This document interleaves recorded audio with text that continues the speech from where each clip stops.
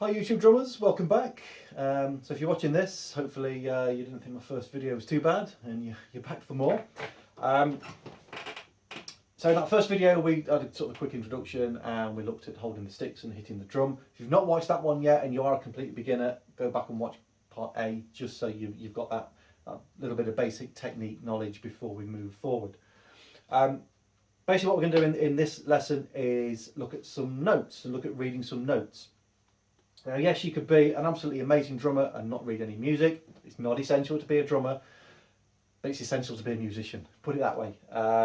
If you want any kind of career as a musician, particularly as a session musician, you need to be able to read music. Okay, it's as simple as that.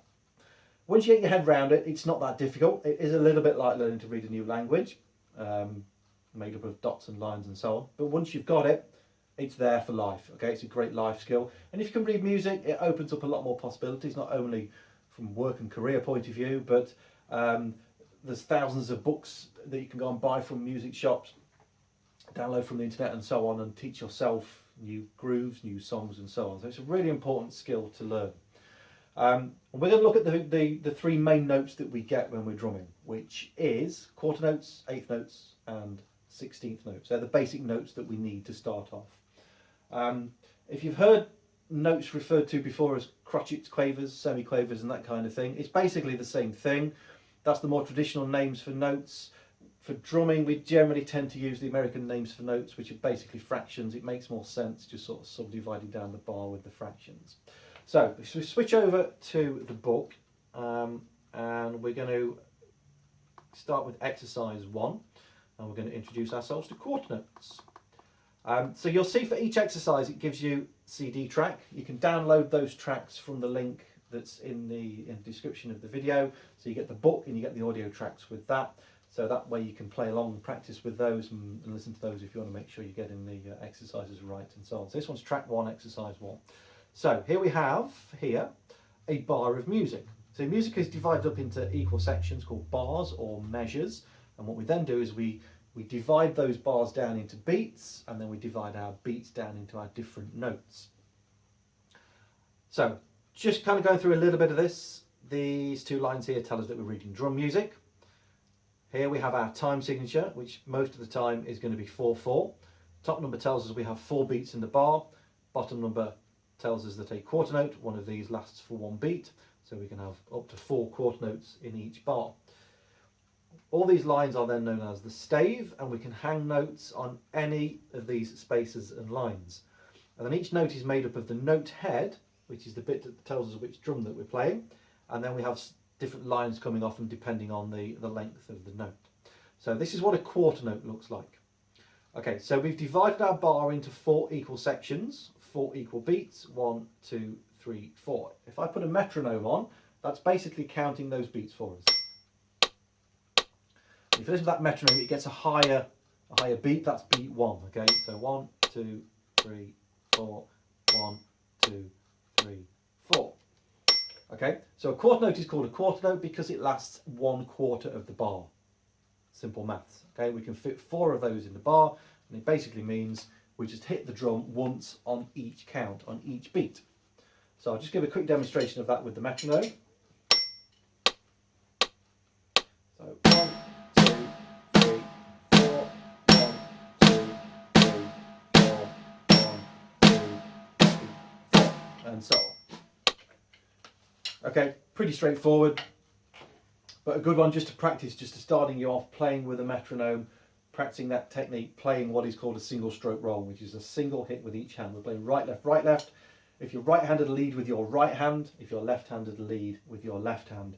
And also try and practice as much as possible with a metronome, because that's going to keep your timing going. It's going to develop those timing skills, and it's really important as well later if you ever get into a recording studio to record, or indeed play live. You would record or play to what's called a click track, which is basically a metronome. So it's a good skill to get used to at this stage. Okay, I'm going to switch back to the book, and we're going to scroll down to our eighth notes. If I can try and get the eighths and the quarters on the same page, there we go. Hopefully we can see that for each beat on the quarters we have 1 note, and for the eighths we have 2. Okay, so basically eighth notes last half as long as quarter notes. So we can fit 2 eighth notes in the same space as 1 quarter note. They're called eighth notes because each note lasts 1/8 of the bar. We can fit 8 of them in the bar. So that's going to give us 2 hits now on each beat. And the extra beat that is here, which is in between beat 1 and beat 2, is usually written with a plus sign, but we count it as and. So we're now playing 1 and 2 and 3 and 4 and. And our eighth notes are usually joined together in groups of 2 or 4, like this, with a single line, what's called beaming the notes together. If you get a single note on its own, a single eighth note, it would look like a quarter note, but it would have a little tail, a little flick coming off it there. And if you look at the end of the book, in the reference section, you'll see some of those in there. Okay, so let's give these eighth notes a play. So this is now going to be 2 hits on each count. 2, 3 and 4 and 1.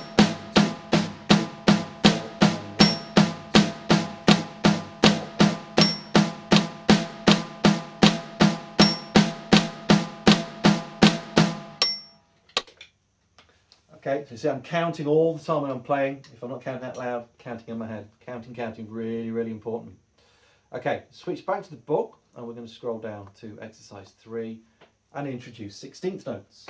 Okay, 16th notes, we now have 16 of those in a bar, so each note is 1/16 of the bar. So if we think of our eighth note position that we've just learnt, that would be there and there. Okay, so that would be 1 and. For our 16ths, we then squeeze these extra notes in here and here, which we call E and Okay, so you can see we've now got 4 hits on each count, and we join these together with 2 lines, so we will be counting 1 E under, 2 E under, 3 E under, and so on. So, quick demonstration of that one. So it'll be 1 E under, 2 E under, 3 E under, 4 E under, 1 E under.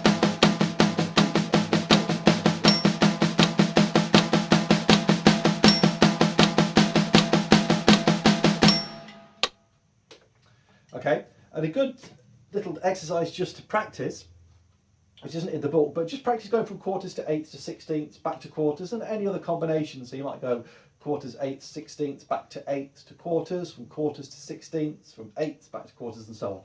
So something like this. So starting off with quarters, eighths, 16ths, quarters, 16ths, eighths, 16ths, quarters.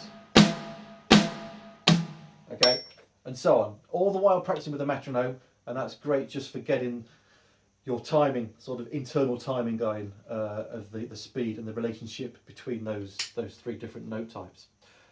If we just go back to the book, and then we've got 2 practice exercises at the end. Exercise 4 is a combination of eighth notes and quarter notes. So I'll just play that through for you, just so you can hear what that one sounds like.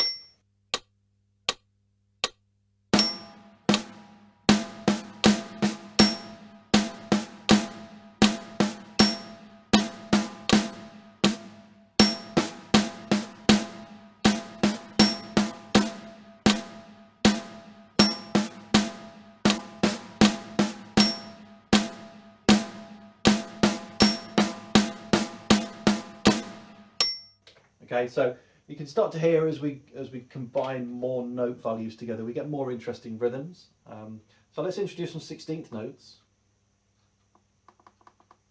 and we'll have even more interesting sounding rhythms. Here we go. So this one's exercise 5.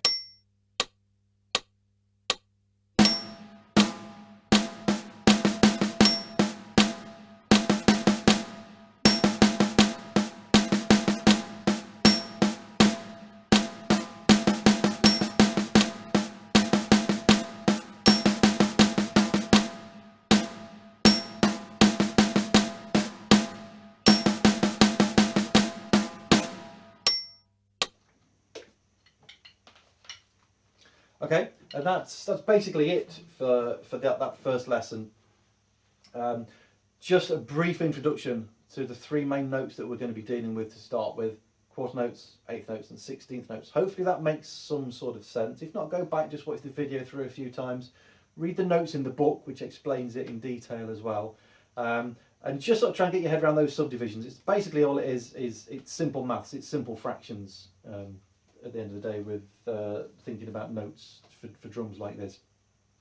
What you're going to remember is basically a longer note on the drums means a bigger gap between that note and the next note. Slightly different with other instruments, for example a piano, where you can have long and short sounds with the notes. Obviously with the drums it doesn't, because if I play 1 quarter note it's going to sound like that, 1 16th note is going to sound like that. You're only going to hear the difference in the notes when you put them together with other notes. So for example 4 long notes compared to 4 short notes. Okay, so just trying to sort of get that concept in your head as well on those note lengths. So next lesson we're going to start to introduce some more parts of the drum kit and get some basic drum grooves going. We're going to start with the hi-hat, snare drum and bass drum. One thing I realised I've not really kind of talked about this drum kit or the drums that we've got yet at this stage. This is actually an electronic kit. It's made by a great British company called Joe Becky Drums, who make these amazing electronic kits that basically look like acoustic kits. They feel and play like an acoustic kit. They are absolutely incredible drums. So go check them out. I'll try and put a link in the description to their website if you're interested in these. Basically all I've got is a standard 5-piece kit. So we've got the snare drum, we've got the high tom, middle tom and the low tom, bass drum, kick drum down there on the floor which you play with the foot. We've got two crashes, ride cymbal over here and then the hi-hat pad over here. This is all going into a combination of this D drum 4 sound module, and I've also got a Roland TD3 sound module as well. I'm using 2 modules because I've got 2 kits for when I teach, so everything goes together in there. So brief tour of the drum kit. If you want any more info on that, just give us a shout and I'll help you out on that bit. So that's basically it for this one. Stay tuned for the next one, which is going to be coming up soon. If you've got any comments or questions, leave them in the box below and I will do my best to respond to those as soon as I can. Thanks for watching. I'll see you on the next one.